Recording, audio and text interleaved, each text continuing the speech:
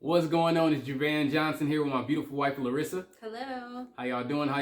We're going to have a conversation about marriage. Yes, indeed. I mean, it's a hot topic when you're on social media, when you're having conversations. There's just a lot of things being put out about marriage. And so we really want to have a conversation about that because marriage, when done God's way, is a beautiful thing. Absolutely. A couple of different things I really want to focus on is, for starters, is allowing God to set the tone in your marriage. It's so important to make sure that the advice you're getting lines up with the Bible.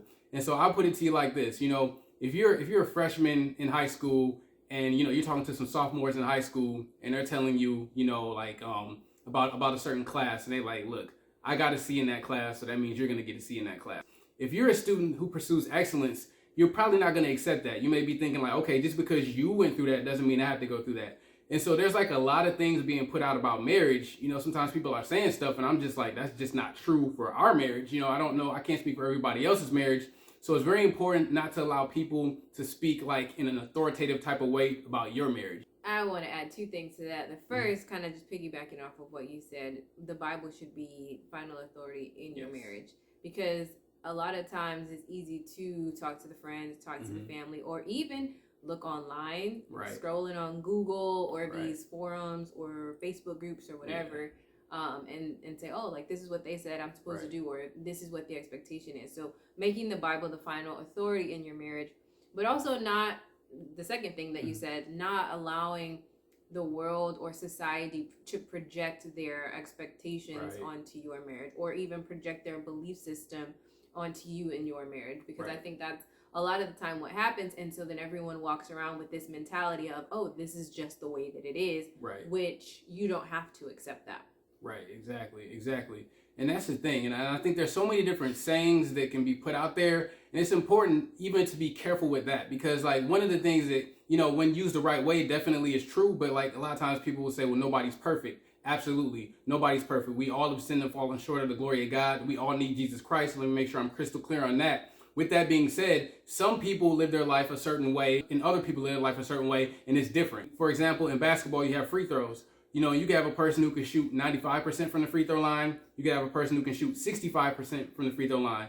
Neither one of those people are perfect, but there's clearly a difference between the person who's shooting 95% and 65%. And so it's just one of those things so where it's so important not to just use that as an excuse to not give your best effort, And I think one of the important things you come into a marriage is to look at what you can bring to the marriage. A lot of times, people can have a list of what they want, but it's very important to be unselfish and look at like, okay, what am I bringing to the table as well? Absolutely. I think generally the culture is, when I get married, I'm looking for someone who can do this for me. I want someone who can be attractive to me, someone who can rub my feet after work, make me laugh.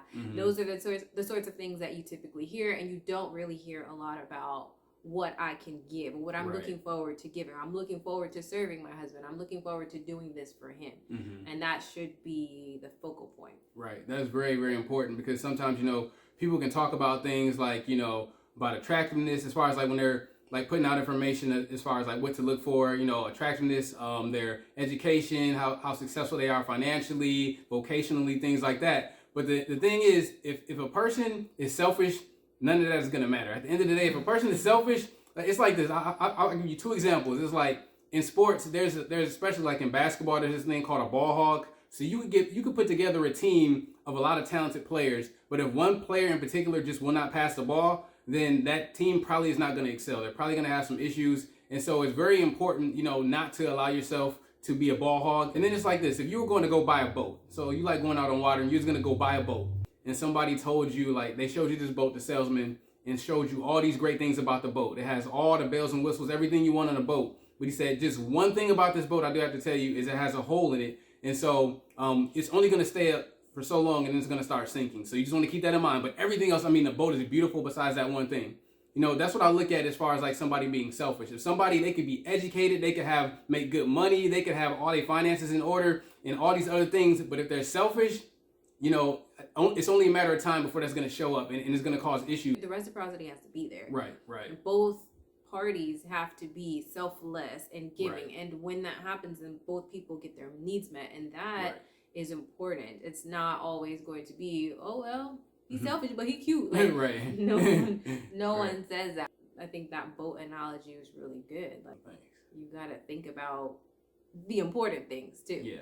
And this is an important thing. Yeah. But you really have to look at what type of person you are, because there are some people who will put all types of effort into their career, into their education, but when it comes to marriage, they don't put that same effort. So they may put like level 10 effort into their job, level 10 effort into their career, and when it comes to marriage, they give a level 5 effort. Yeah. You know, so I think that's another thing as far as like how do people prioritize certain things. With us, first and foremost is God, and then after God is each other. So it's our marriage, and that's the way it is. So I mean, there's nothing else that comes before our marriage except for God.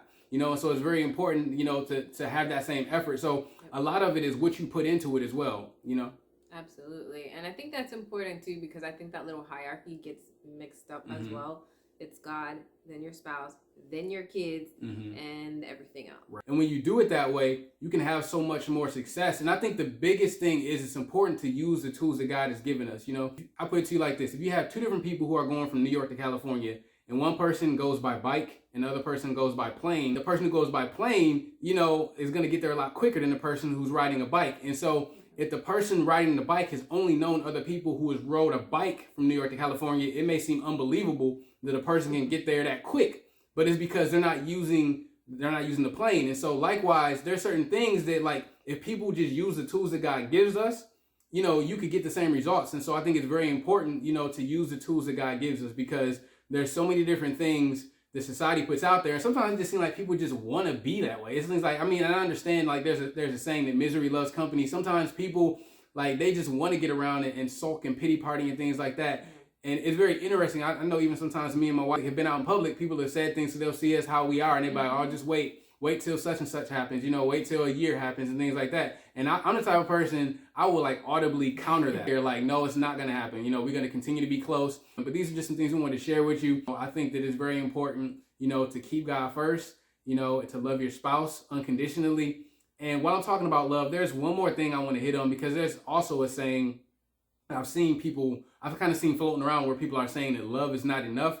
But the thing about it is, love is enough when you actually use love the way that God uses it. You know, there's a lot of people who just take love for basically lust. They look at love as like an emotional word, but love is also an action word, you know. So it's like love is patient, love is kind. And so, I mean, there's different things, there's a lot of different attributes to love. It's not just like the googly eye things, like the cartoon characters. And so I feel like we really got to get back to the Bible, you know, talking to the body of Christ and not allowing the world to infiltrate the church, because there's a lot of nonsense that the world is putting out there, and we see the results of it. At the end of the day, we see what's happening to a lot of relationships, a lot of marriages and things like that. So it's important to get back to the Bible, to do what the Bible says, and to live according to the word. Absolutely. Yes, indeed. Good stuff, baby. Well, thank you, beautiful. All right. So I want to thank you for watching this video. Y'all have a blessed day. Bye. All right. Bye.